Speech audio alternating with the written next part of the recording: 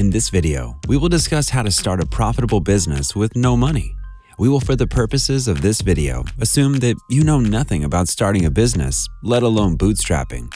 But rest assured that by the end of this video, you'll have enough of an understanding to be able to take your first steps on your entrepreneurial journey.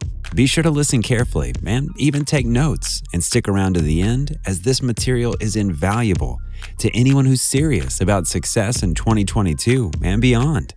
Before we get started, please take a moment to hit the like and subscribe buttons to be sure not to miss any of our incredible content in the future. Go ahead and get that done. I'll wait.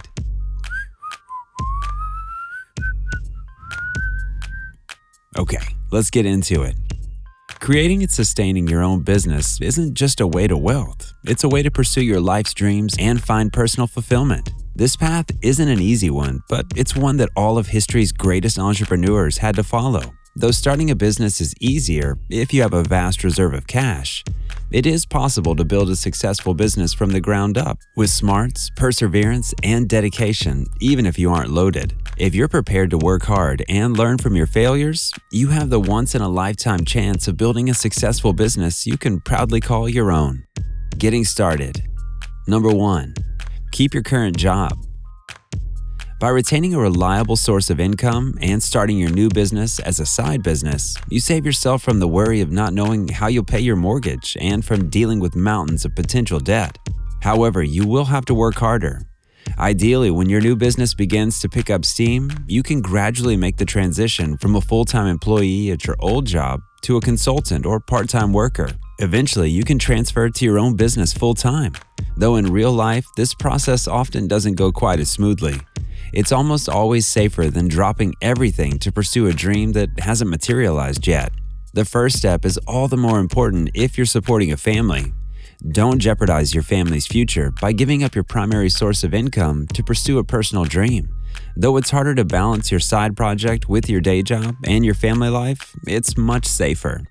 If you think you may want to start your own business in the near future, avoid signing an employment contract with a clause restricting your ability to pursue other sources of income. Don't be afraid to carefully go over your contract with a lawyer.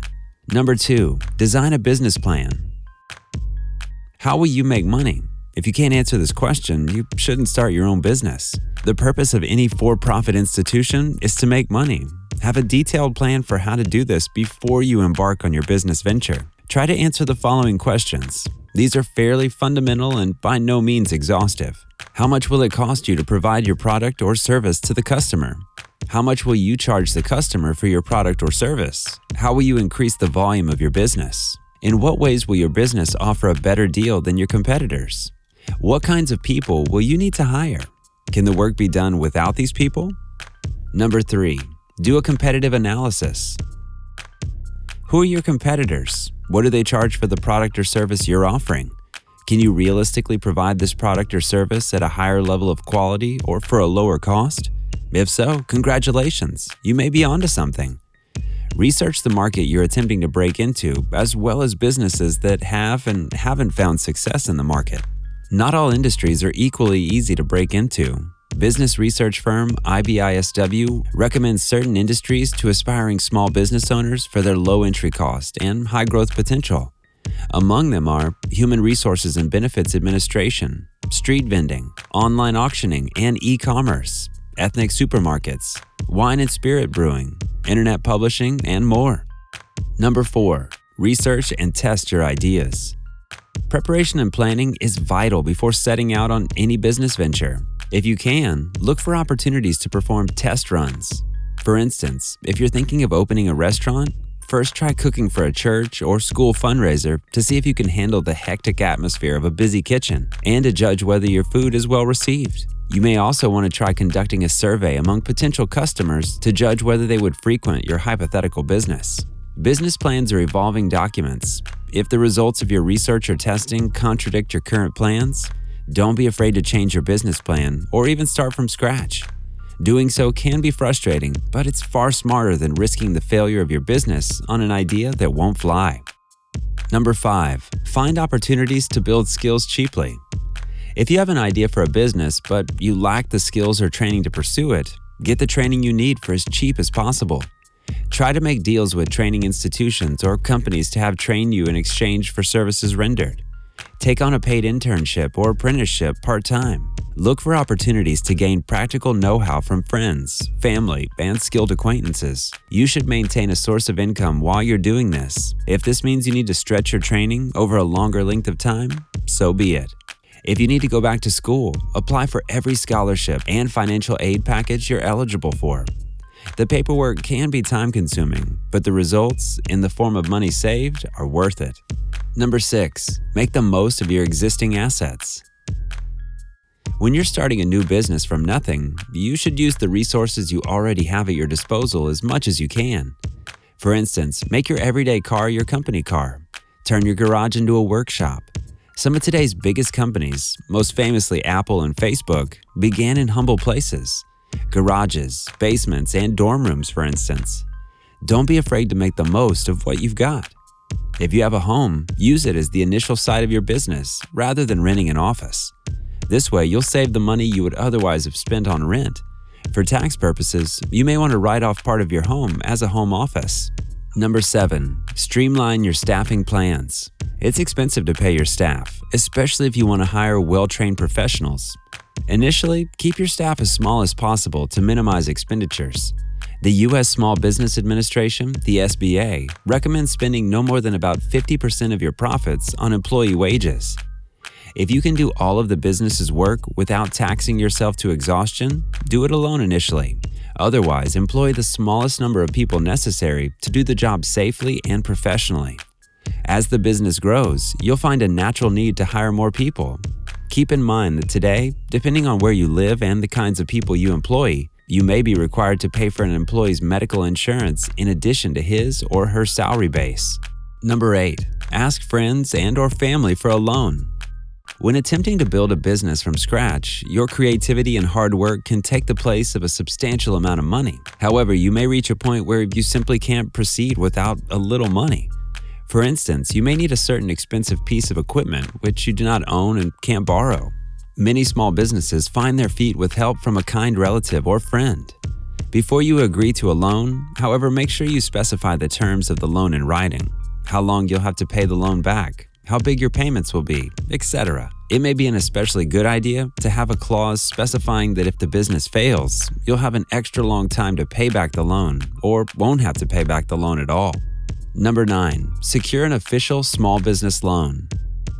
Many governments offer loan programs specifically designed to get small businesses off the ground. In the U.S., the SBA is the agency that operates these programs. The most commonly used SBA loan program is the 7A program, which requires businesses to meet a variety of requirements to ensure that the money is being well spent. These requirements state that the business must operate for profit, meet SBA guidelines for what makes a business small, operate in the United States or its territories or possessions, have sufficient equity, basically value, exhaust other reasonable avenues of raising money before applying, be able to demonstrate a need for the loan, be able to show a sound use for the money, not be delinquent on any existing loans to the government. Number 10, get the word out. The best-run businesses in the world will fail if nobody knows it exists. Here's your chance to make up for a lack of capital with your own hard work. If you can't afford to run TV ads or rent billboard space, try printing off flyers at home and handing them out on the weekends. Go door-to-door advertising your business in the neighborhood. Make your own banner to hang from the front of your business. Dress up in a ridiculous costume and stand with a sign on a busy street corner. Every cheesy, demeaning thing that you can do to get the word out about your new business, do it. If money's tight, your ego might have to take a back seat to your initial marketing efforts. Today, you also have the potential to reach your customers online via a successful social media campaign. Social media is an effective way for a small business to represent itself to its customers online. Best of all, it's free for your business to join almost all major social media sites. Make an account on Facebook, Twitter, or other social networks and encourage your customers to add you to their online circle, possibly by offering small perks to customers who do so that you can notify them about deals and promotions. Keep in mind, however, that online customers are used to being constantly bombarded with ads. Try to make your online content genuinely funny or striking You'll be more popular than if you use social media solely as a platform for ads. Thinking like an entrepreneur. Number 1. Grow some passion and determination. Starting your business can be very, very hard, especially in the beginning, when you're still working out the kinks of your new business model. If you love your business, if it's something that you have a passion for, the work becomes much easier. If your passion for your work is so great that you feel guilty for making money, then you can be confident that you've picked something that's perfect for you. When you have the passion for your work, it's easy to keep your sense of determination strong because you won't be satisfied with yourself until you've done your best. Find some areas you are passionate about and grow your skills in those areas through studies, training courses, and the practical application of knowledge and skill. Find ways to make money out of your passion rather than trying to force the day job that you work to pay your bills into being the object of your passion. Number 2, be prepared to reinvent yourself. When you start your own business, you may find that you need to make drastic changes to your habits and even your basic demeanor. To keep up with your new demands, flexibility is a great asset if you're a small business owner, and you may have to reinvent yourself a few times to find the right slant to tackle the niche you've chosen. Remember, starting your own business requires long hours and lots of focus. Change your behavior to ensure you're able to give your new job the amount of time and attention that it needs. For instance, are you not a morning person? Are you low energy? If your restaurant's grand opening is in 1 week, you can't afford to be these things anymore. Change your habits today. Set your alarm clock extra early and drink a big mug of coffee. Number 3, take advantage of unconventional sources of funding. So you don't have an angel investor or a trust fund. This doesn't necessarily mean it'll be impossible to raise cash for your dream startup. Today, it's easier than ever for people who have great ideas but no money to get the attention of people with money but no great ideas. Consider, for instance, advertising your project on a crowdsourcing site like Kickstarter. Sites like this allow you to pitch your idea to the internet at large. If people online think your idea is good and your business plan is sound, they'll have the option of chipping in some of your startup cost. Another way to win cash for your small business is to enter yourself in a startup competition. These competitions, often put on by business schools or major universities, especially by San Francisco Bay Area universities like Berkeley and Stanford, allow young, enterprising entrepreneurs to sell their ideas to wealthy venture capitalists. Usually in these competitions, the winners win an initial round of funding to start their business. Number 4, put the customer first. One surefire way to set your new business apart from established competitors is simply by being more friendly and personable than anyone else. People love when small businesses have a warm ma and pa feel. Make it your primary objective to please your customer through quality results and friendly service. Try to understand what the customer wants. Find the best way to satisfy those wants. The main focus of any business is customer satisfaction. Secondary focus should then be quality, cost, profit, appearance, function of product, service, etc. Remember that the customer is always right, even if she or he is acting entitled or illogical. This doesn't mean you need to capitulate to customers with ridiculous demands, rather just that you need to make every customer feel respected. Number 5, offer better value than competitors. Money talks. For most average consumers, money is the bottom line, the thing that informs them when they decide which products or services to pay for. Consumers want value for their money and abhor the idea of being ripped off. Take advantage of this. Offer a better deal than your competitors. Doing the same work for cheaper is sure to give you a leg up. However, ensure your profit margins are protected when deciding on your business's pricing structure. You always need to be able to pay the rent.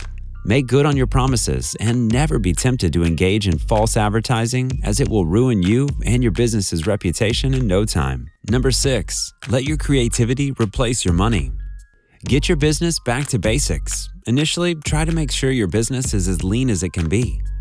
Minimize your need for cash, which can be hard to come by at first, and aggressively increase sales activity through developing and implementing your own creative ideas and concepts. Always think big. One great idea can be worth thousands of dollars. Number 7, approach contracts and partnerships with caution. Be sure that you consider every business relationship or partnership you make very carefully. Only hire or partner up with people you can trust absolutely. If you decide to partner with a person or business you trust, be sure to have the terms of your partnership recorded in writing before making your relationship official. It can be a very good idea to pay a lawyer to help you write your contracts for you. Legal fees can be expensive, but a well-written contract can save you many times your initial investment in the long run by preventing your partners from taking advantage of you. Be careful when using the term partner when you speak with business associates, as the legal concept of promissory stoppers, the spoken word superseding a written contract, might bite you at a later stage, especially if you start making money. Number 8. Build your ability to negotiate. When all else fails, negotiate, barter, and trade. Confident, crafty bargaining ability is one of the defining traits of a true entrepreneur. This is a valuable skill to build, as it strengthens your innate business know-how and improves your confidence. Whether you're hiring a new employee, shopping for some equipment, or hammering out a business partnership, don't be afraid to haggle and make offers that are beneficial to you. The worst the other person can do is say no. Take risk while protecting your legal rights, and you may be pleasantly surprised at the outcome. Try making a trip to the local flea market. Here, you're usually allowed, even encouraged, to haggle and bargain with vendors so you can get some good, low-stakes practice in. Staying safe and sane. Number 1. Rely on your family, friends, and loved ones. You don't have to go this road alone. Even if you don't make business partnerships with your loved ones, which can be a smart idea, you can lean on these people in the beginning and later when times are hard. Family and friends can offer powerful, emotional support during your entrepreneurial journey. When you're stressed to your limit, this support can make the difference between pushing yourself to succeed and throwing it into the well. Talk to your family and make sure that they agree with your overall business plan, because you may, at times, have to tax your family resources, time, money, health, and nerves. It's only fair that they know what they're getting into. After becoming the boss in your business life, you may feel this temptation to become bossy at home too. Don't act on this temptation. Keep your business concerns and your family's concerns separate. Make a rule that you won't discuss your business at dinner, for instance. Number 2. Know your rights. Having sound knowledge of commercial law, especially contract law, tax law, and the legal requirements for running a small business, is a valuable skill for an entrepreneur to have. If possible, it's a great idea to familiarize yourself with these areas of law before starting your business. If you're truly confident in these areas of law, you can save money you otherwise may have had to spend on legal counsel. You'll also spare yourself from serious headaches when trying to decipher complex business and tax documents. However, if you're not familiar with the law, get help. The money you spend on a lawyer can save you many times your initial investment. For instance, by preventing you from getting into damaging contracts. Number 3. Look after your physical, mental, and emotional state. If you lose your health, you may lose it all. A healthy body, mind, and soul are vital to success as a business owner. Especially in the beginning, the hours may be very long and the work be very hard. Still, you should always try to devote reasonable amounts of time to exercise, sleep, and downtime. Treat these things with the value they deserve. They keep you healthy and sane. Remember, if you're incapacitated, you can't run your business. Try to get income protection insurance, especially if your job is one with a risk of injury. A self-employed person can't afford to lose income to this possibility. Number 4. Get the work-life balance right. Do all things in moderation. Live life with a sense of balance, even when you're starting a business with barely a cent in the bank. Losing your perspective in life will make you poorer in the long run, emotionally, not necessarily financially. So it's never a risk worth taking. Never miss a night's sleep. Don't work yourself to death. Always devote your time to family, your hobbies, and of course, yourself. Your life should be a source of joy and passion, not just an opportunity to work. Additionally, you should never rely on drugs to aid your performance ability or replace your regular healthy eating and exercise plans. This will, in the long run, break you down and cause you to make irrational, emotional decisions, which are never a good thing in business. Thanks for sticking around to the end. If you feel like you received some real value and insight from this content, please take a moment to hit the like and subscribe buttons so as to not miss any of our new video releases. We upload new videos on Mondays, Wednesdays, and Fridays. Until next time, we remain Business Brain USA.